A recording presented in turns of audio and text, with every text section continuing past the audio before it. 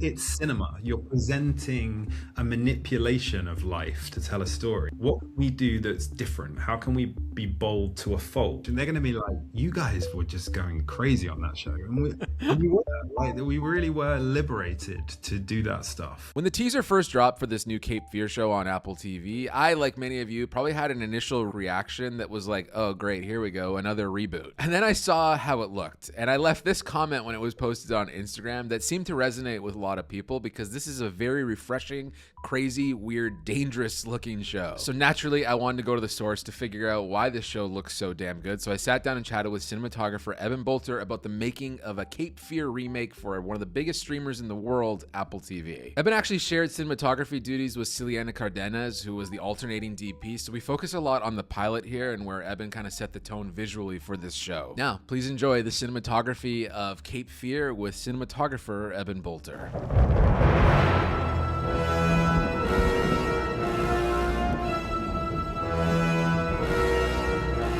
I would love for you to give a little brief rundown of some of the stuff you've worked on so people kind of know your sort of history, like the shows that you've worked on and movies and stuff like that, for anyone not familiar with the work, because they will be familiar once they kind of find out what you've worked on before. Yeah, well, I do. I'm now like I used to be. I'm DSLR generation. That's me. Like as in I was there 5D Mark II day one with that firmware update. I had it in my hand and it was like, wow, I can shoot video on this thing. And that is the sort of the romance of the 8mm film camera that Hollywood, Spielberg had. My version of that is digital. And I had DSLRs in my hands, and I came up sort of realizing that my kind of advantage was I wasn't scared of technology. I'd grown up on technology, and I knew about photography. I'd always been a film nerd, and I suddenly had a DSLR in my hands and could create images. And I felt the kind of fear coming from the more experienced cinematographers who'd never shot digital before, and and I just realized if I can kind of be a bit of a kind of know-it-all in the digital space at the beginning, that's going to be I can be part of that new generation with the tools in their hands and moving things forward. So I basically shot a whole ton of short films and whatever to get to my first features. I shot a whole bunch of sort of low budget features. It's difficult to kind of pinpoint the moment where I was kind of like legitimate. And that's a kind of thing that I really struggle with, is the sort of it's not false modesty to feel like I'm still that very first cinematographer who I didn't really know what I was doing. I was just figuring it out as I went, because the truth is, the bigger the budgets get, the bigger everything gets, you're still kind of doing the same thing. You're still, because everything's changing. The world's changing, technology's changing, what everyone else is doing is changing. So you always feel like you're trying to innovate and you're trying to keep up, and what are they doing and what are they doing and how do we keep being interesting? And it's the same thing as holding an iPhone on day one of knowing what a cinematographer is and trying to figure out what you would do. It's all the same thing. So yeah, it's hard to actually pinpoint when I had like a moment where it was like, ooh, am I actually a legitimate DP? Even now, I don't really feel like that. But I guess television is where there's like a moment where, like, the difference between independent film, short films, you're doing what you can with what you have, and it feels like a bit of a hack. It feels like you're kind of stealing this and borrowing that and trying to make it seem like a legitimate movie. And it takes winning an award at a festival or having a big release for the audience to tell you it's a legitimate movie. But while you're making it, you kind of feel like you're just stealing something and just trying to kind of make do. I think in television, there is much more of it's a job, because here is our schedule, this is the budget, this is the crew, you have to shoot this call sheet today or you will get fired, kind of thing. And so it becomes much more, okay, within the parameters of television, how do we also create art? How do we make something that looks great and we're kind of innovative? And that job for me was a job called The Woman in White.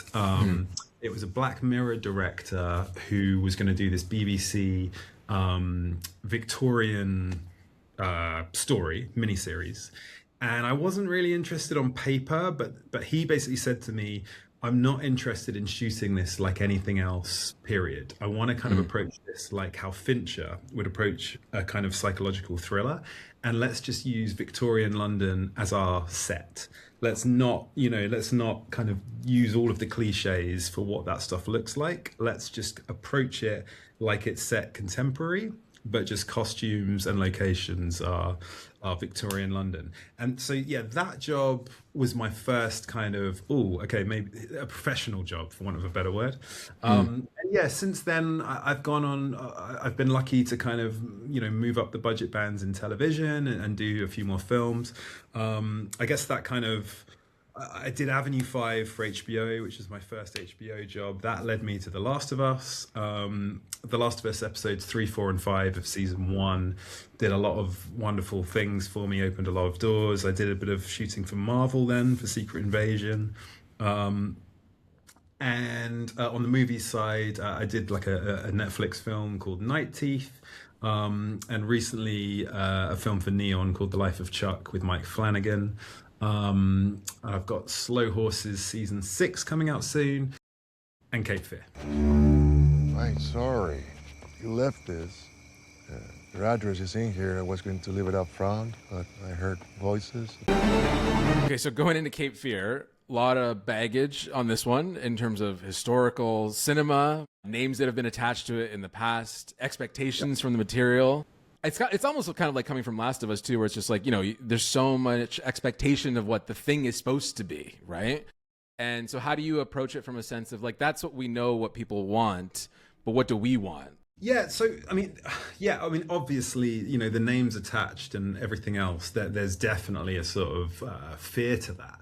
But also, I realized how much opportunity there was, because the beautiful thing, particularly about the Scorsese 91 film, is Scorsese, shot the shit out of that film. Like it's a crazy film visually. Like some of those camera moves, the theatrical lighting. There's so much there that's so big that we can use that, and that actually liberates you to do more.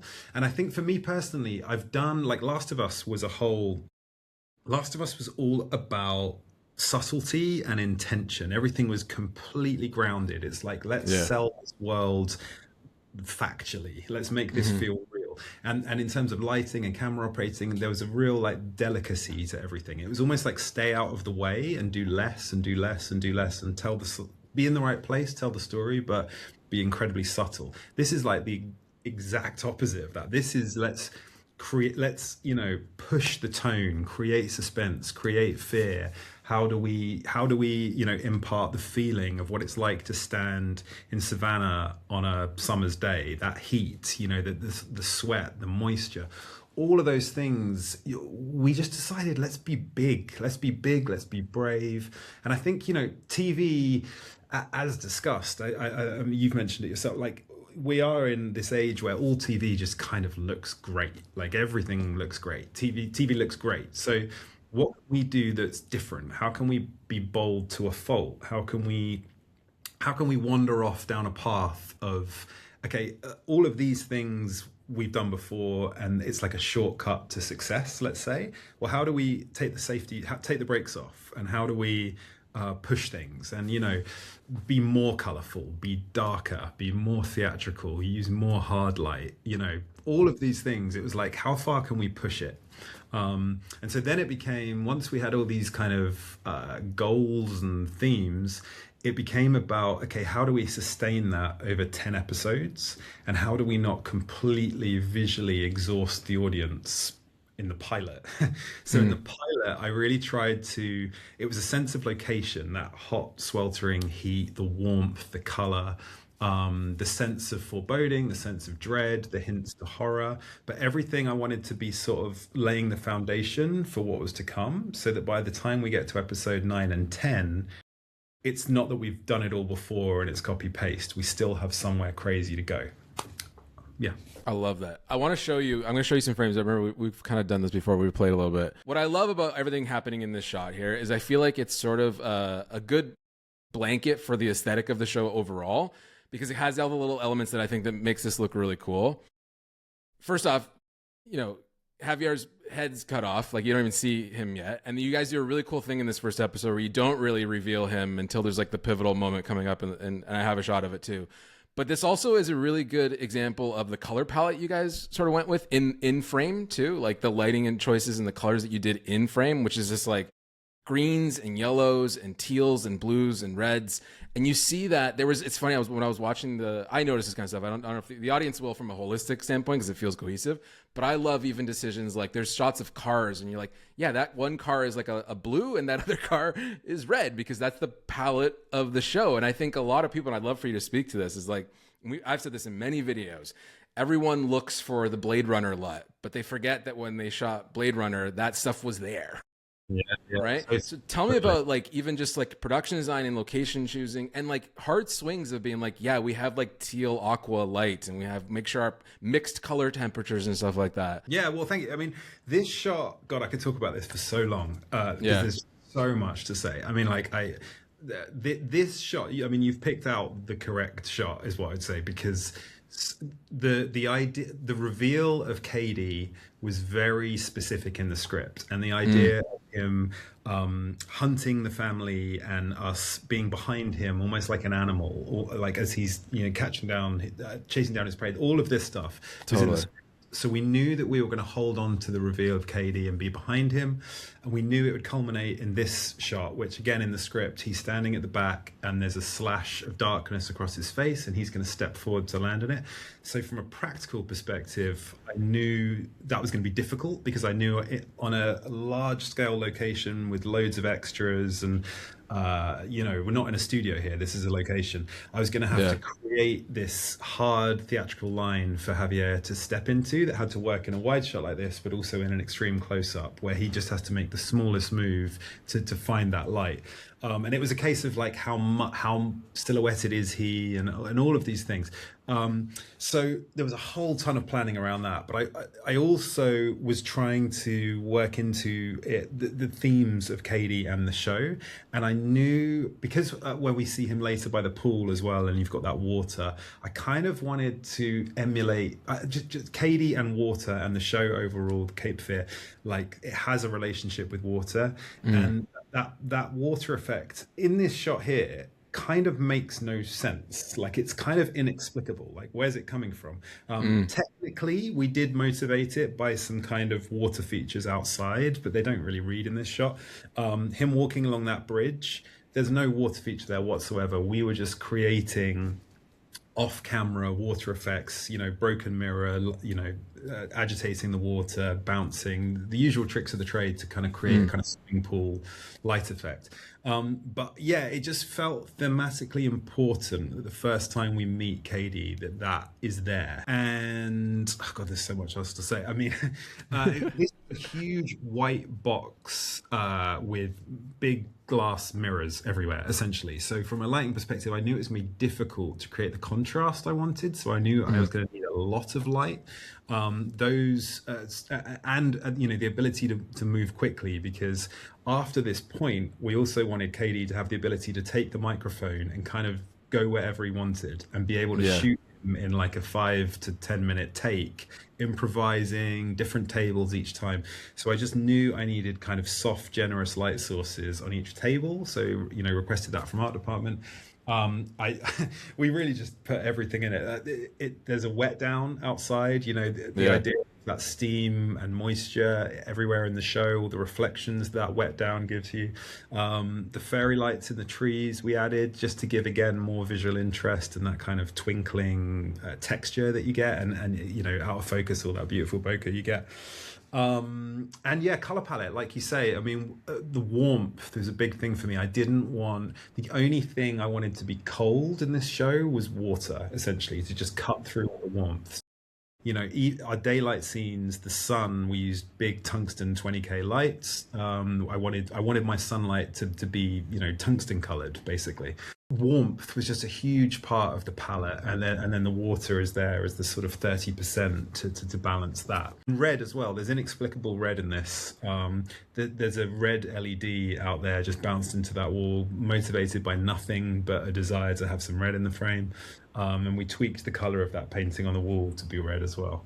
I think what I love some of the stuff you're saying here is, and I think is lost sometimes in a lot of things where the kind of get caught in realism. Sometimes you get caught in like, where's that light coming from? I watch a lot. This one of my takeaways seeing this, one of my first, like, where my brain went reference wise was like kind of early Tony Scott stuff, like even later Tony Scott stuff.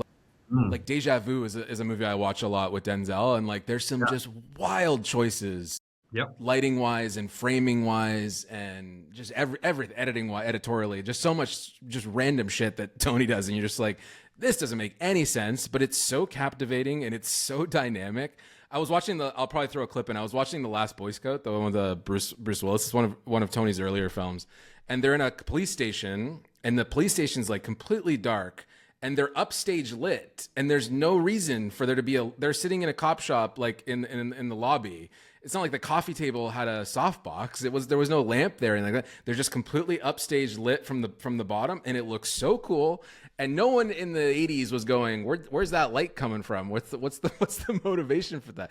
And I think when people watch this, they will not question anything in here. They will say that's a really beautiful looking image, and I'm told to look at that particular character here, and that's what I'm looking at. And they're not thinking about it being a documentary. Like, I think it's cool to remember that we're making fiction when you're doing a show like this that is elevated and heightened, and like the music is adding to all of that too. Like, there's a real, and I say this positively, like big kind of campiness to the music that I love.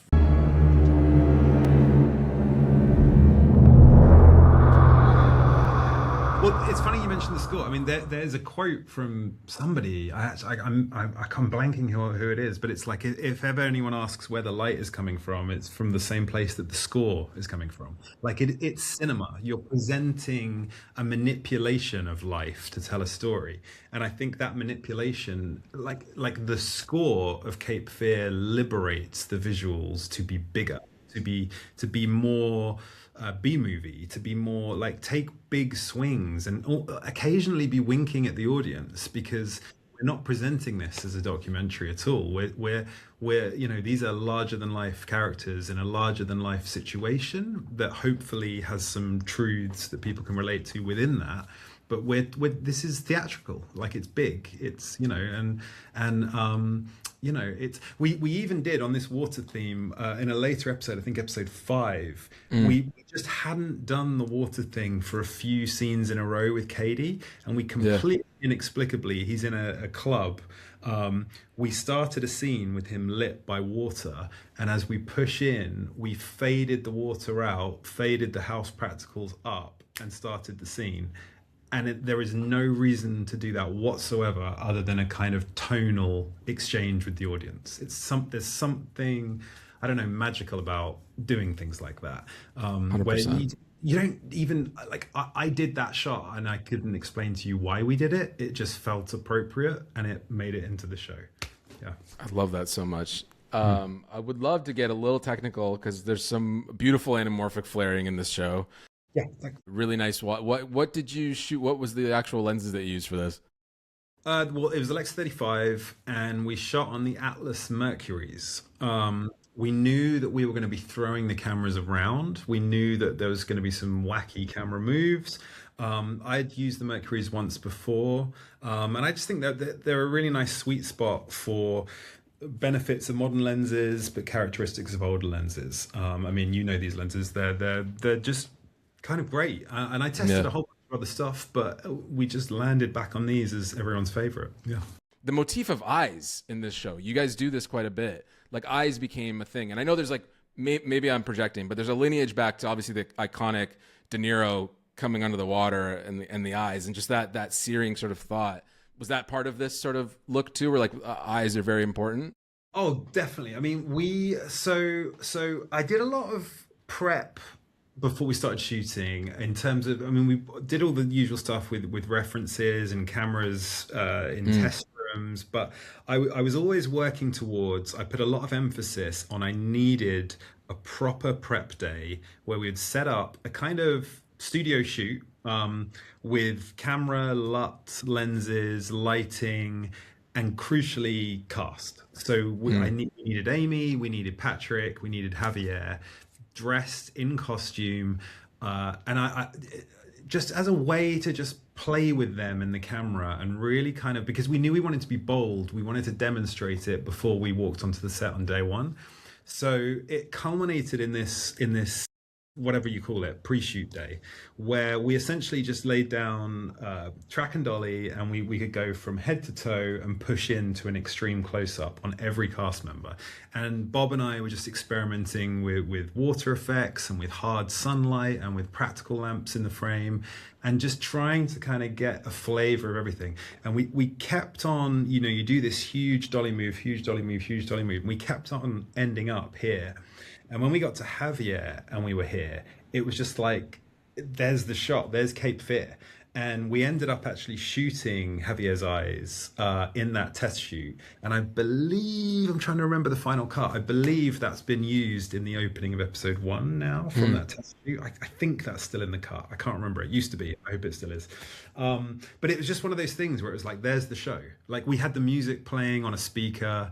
It was a great way to just mess around with flares and color and tone and texture. I knew I wanted to like quite a lot of film emulation, grain. And yeah, like you say, like when we came in there and landed on these eyes, it really was like there's a Cape Fear shot. Whatever that is, there is a Cape Fear shot. I'm a huge sucker for like, especially like old school anamorphic diopter style inserts. Were you using, is this diopter work? Is this like getting in with like tight? Do you get second units to do that kind of stuff? Do you shoot your inserts? How's that kind of work? I like to do it because like anything, I think it's sometimes it's not practical to do shots like this. There is an argument to be had for, you can't spend an hour of 200 crew members' time shooting a close-up of a cup, for example. However, some of these shots, again, are like crucially tonal to the show, and I also don't like the idea of them being sort of disrespected as a shot. So this one, we knew this was like a sort of big story moment, and again, with just everyone's attention on the frame, you're gonna, it's just the sort of little kick of cold light from outside that you're seeing that probably wouldn't be there if this was done another day in a studio with the second unit who weren't there on the day we shot it. It's those little things. And macro photography, again, it's that kind of visceral thing it does. I think Scorsese, uses this sort of thing incredibly well. Taxi Driver with the sugar cube, that kind of stuff. And I was adamant on this one for whatever reason that I didn't want to use macro lenses. I didn't want to use spherical because they tend to be spherical. I wanted to just go big on the diopters. So every extreme close-up like this in the show, every insert shot is with our main anamorphic lenses and just heavy diopters. So, the depth of field becomes a little bit ludicrous at times, but it gives it that kind of watery, smoky feel that I think's just kind of lovely. Yeah. 100%. I had another one. I had like the sugar in the hands. Like, you see how much it falls off like in the background. I always think of like Chinatown and stuff like that, like those old school Panavision like C-series type look, where it's just the diopters also add just like kind of a fringing to things where it muddies it up in a way that I think is really cool. You're so right that it is something that is often throwaways in other shows that don't care about that kind of stuff. It's like a quick shot of a cell phone or something like that. Those little kind of moments that just seem like tossaways. To me, I'm like, that's the ones where you should actually maybe spend a little bit more time, because they're always like usually a crucial tonal element, or they're telling the audience something very, very important narratively. Mostly what it requires is a great first AD. Jude, our first AD on Cape Fear, was incredible. And she understood why, for example, me and Amanda, one of the directors who loved these shots, why they were important. And we would just make sure we carved out the time to give these shots their due diligence. It's about, a day is only so long and you've got so much work to do. And like you say, you're kind of just constantly doing deals. So, okay, maybe if we do 2 less takes, or maybe if we don't do the wide shot, we carve out an extra 30 minutes to do the extreme close-up that we want. So you're just doing those little trades, and it's just about communication. It's just so that, you just need the crew to know, okay, we want to hustle these two because we want to leave time for that shot, which on paper you might think isn't important, but it's really, really important, and it's worth that sacrifice. So as long as that message is conveyed and everyone's on the same page, it happens, you know? That's awesome. Getting into some of the fun shots, the Dutch angles are really cool. I love a good Dutch angle. It didn't dawn. Obviously, I have only seen the pilot so far, so it didn't dawn on me. Like, there was never a moment where I'm like, this could get exhausting in terms of like the choices. And I think you made a really great conscious decision. You've said it to me now, and I'll probably notice it more as I'm watching the show. It's like, you don't throw all the tricks out at once. You save some things for key moments. And I'm sure like the Dutch angles are, at times when you want to use them, they're done for sort of dramatic effect. Again, this show is not subtle visually, it's big.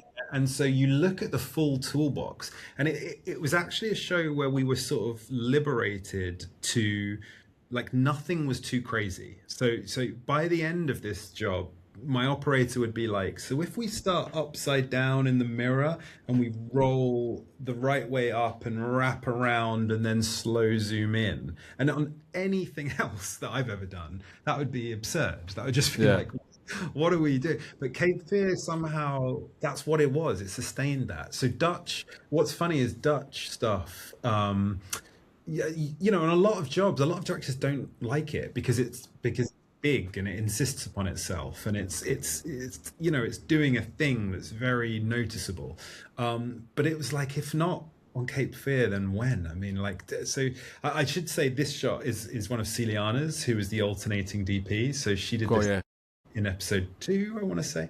And what I love about this is that they've kind of gone the opposite way to you normally would. Like a shot like this where it's left to right, eye line, you would normally tip it the other way, but it's like they've gone the opposite way and done a negative, negative space framing, off framing.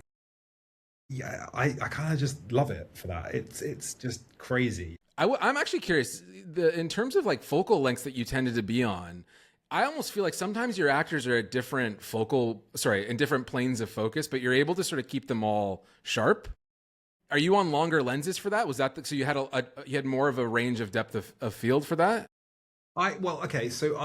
One thing, coming from DSLR generation, I grew up on shallow depth of field, stupidly shallow depth of field, being on my me too. No, me too. Yeah, 150mm 1.2 wide open.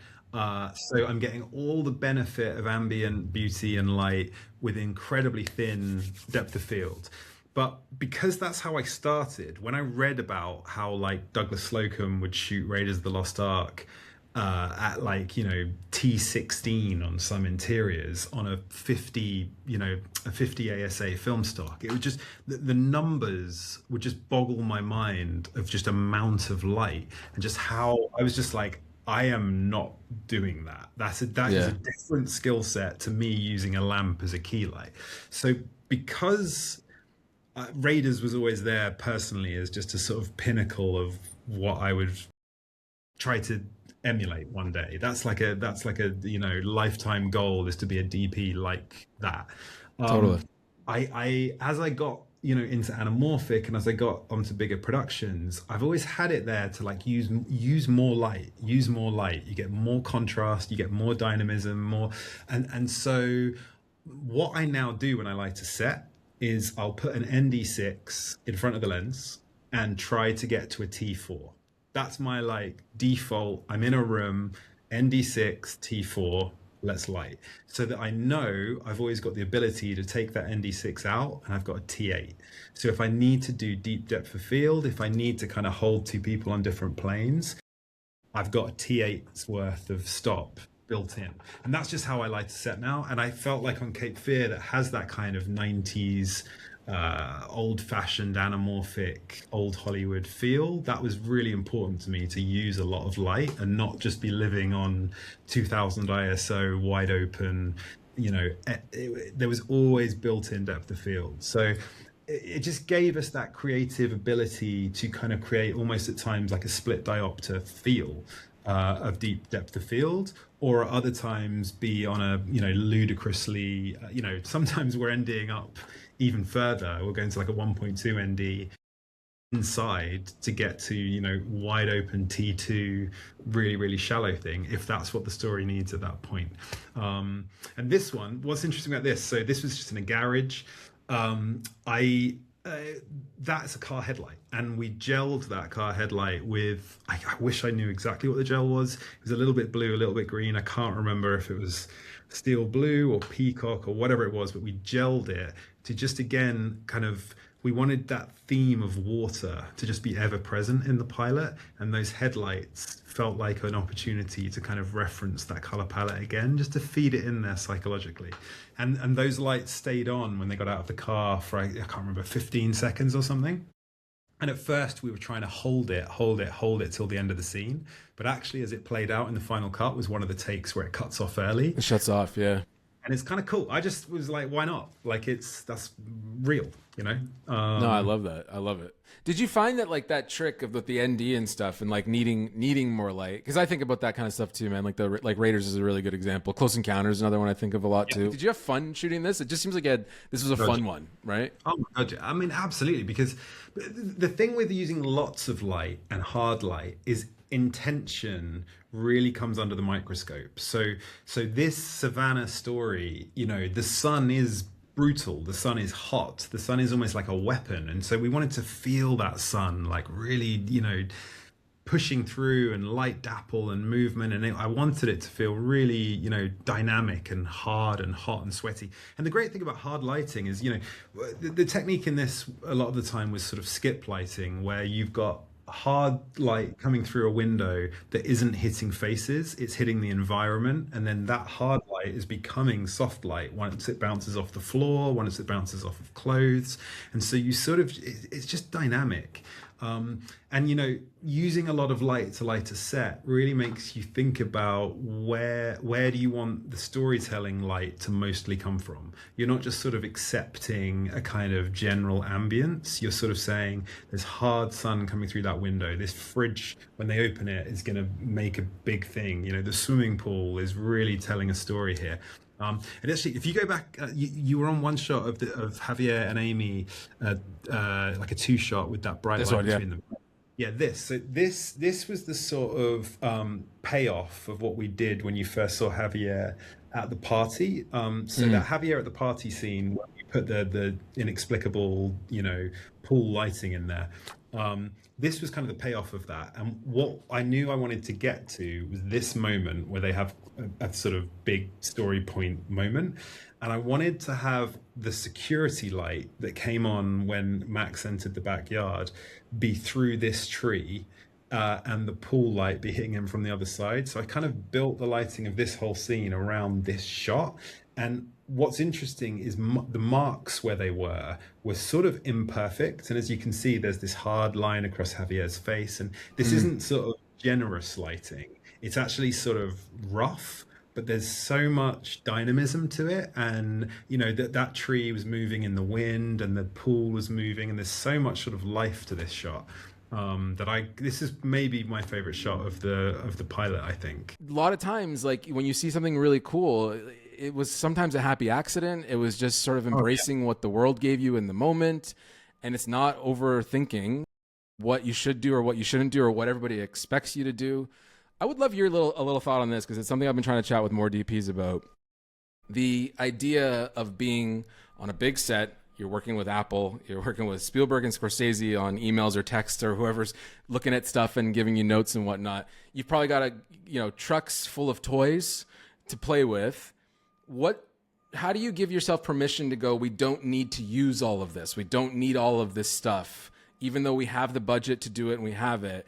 I have felt this sometimes on commercial work, where there's a guilt of being like, oh, you know what? I just kind of just need the lamp that's already there, and just throw a tube up in the corner. And you almost feel like, am I doing this right? Yeah, that is one thing I've recently got more confident in, is that, yes, because I used to, when I first started out on bigger stuff, if I found a simple solution, I did feel guilty. Oh God, are the electrical team and the gaffer, do they think I'm an idiot? Are they all bored? And like, why aren't I using all this stuff? But I've more and more, it's like simple is often best. And it's just about being appropriate. Like sometimes it's a walk and talk through a forest at night, lit by the moon. And we're going to need big cranes, big lights, big, it's technical. Other times it's a sunset in a cornfield on location. and you need nothing. And those two things, one's highly technical, very, very difficult, very, very expensive. The other one, you can pick up a camera and go stand in a field, and if you get lucky with the sun, you know, which is better, which is harder, whatever. It's all so subjective. It's all just art, and it's about what's appropriate to the scene. And I think in those same two examples, if you didn't do everything you could to do the moonlit walk and talk well, you could look ridiculous, because what are we even looking at here? There's no illumination. I can't see anything. Where are they? You're not telling the story. You're not doing your job by using the big tools.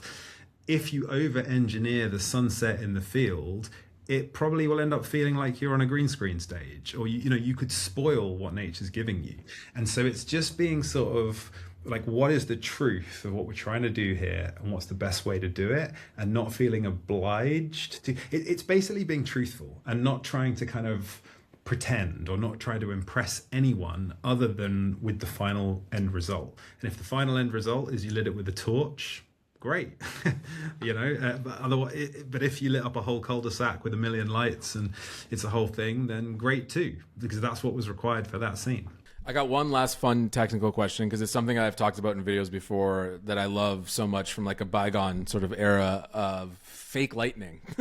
Like I love like lightning that it's like Shawshank lightning, you know what I mean? Where you know that like there's a distinct look to it that's not real lightning. It's not a VFX-y type thing. It's lights on the set that are doing a lightning effect that actually, to me, feels more accurate to how this show feels than if you guys had tried to do like a CGI lightning bolt that was outside, or like trying to do like the ILM thing or something. You know what I mean? Like what you guys do in this is like there's probably like, you know, like a Nova or something outside on the lightning effect doing that through rain on a window pane. It's theatrical storytelling, and it's funny that reality doesn't always look the way you imagine it will on camera. And there's something about there's something about the history of cinema that if you grow up watching that, the reality of cinema, the trope or whatever, is more realistic within that world than the real thing all the time. I mean, Moonlight is a perfect example as well. Like what does real moonlight look like? But we all know kind of what film moonlight looks like, and then you dial that up depending on the genre, or down. You either go as naturalistic as you can, or you go as big and gothic as you want to go. And there's something sort of joyful about that process of finding where you are on the theatrical reality scale. And this was one where I knew in that scene I wanted to do the kind of Conrad Hall, In Cold Blood, rotopedition, rain with hard light through a window to create that kind of rain effect. And lightning just seemed obvious as like a why not again, if not now, when. And what's funny, I thought you were going to ask me what the fixture was, and it's kind of a perfect example of a good DP gaffer relationship. The honest answer is I have no idea. I asked for lightning, and Bob showed me a few things. How about this? How about that? Make that a bit longer. It was just a conversation about like, what does this look like? What does that look like? Great, that's it. That's our lightning, and that's what it was. And I have no idea how we did it, what the fixture was. That's a great working relationship. Did you get any like direct line or notes from Steven or Marty? Like, did that kind of come down the pipe visually at least, or anything like that, or was it sort of like broken telephone kind of stuff? It was more the latter, but they were watching. They were watching dailies. Nice. We were getting notes. It was positive and complimentary, which is just sort of ridiculous. Crazy. Like the idea to me that either of those two individuals have seen anything I've shot is absurd. It's just stupid. I mean, it's absolutely stupid. What was fun is that what it also gave you is two God notes, because like you're talking about an idea or a location or a scene or a tone or whatever it is, but if something does come down the pipe from one of those two, you're gonna do it in the best. Like no one's gonna be like, well, I think that. No, I mean, you're just like, oh, well, that's the thing. And there were a couple of those that were so spot on, and it was so great having that kind of high level clarity of thought for kind of it's more this or it's more that or whatever it is, do more of that. Once that comes from one of those two people, you just hold on to that and say thank you, you know? Procedure. But if you survive it, you get a lot done. I'm so excited for people to watch the show. I'm so happy for you. This Thanks, run you're on right now is unreal. I always love our chats, man. It's always the best. So hopefully you got something else coming in the pipe soon. We can do another little sit down. But otherwise, everyone's this weekend's the weekend, right? Like this one, I think comes out Friday for everybody. Right. Yeah. So I'm really excited to see everyone kind of react to this because I think there's going to be a lot of people going, "How the hell did they shoot this?" And we can tell them. It's a film I can't wait for people to see, and I don't, it's a provocative. I said film. It's a provocative show, and it's visually provocative, and it'll be interesting what people think. And I think there'll be particularly like my crew are going to be laughing at some of the stuff. My UK crew who are watching, they're going to be like, "You guys were just going crazy on that show," and we really were liberated to do that stuff. And so much of it has made the cut, and it's let's see what people think. But it's 100%. I'm so excited. Okay, let's talk.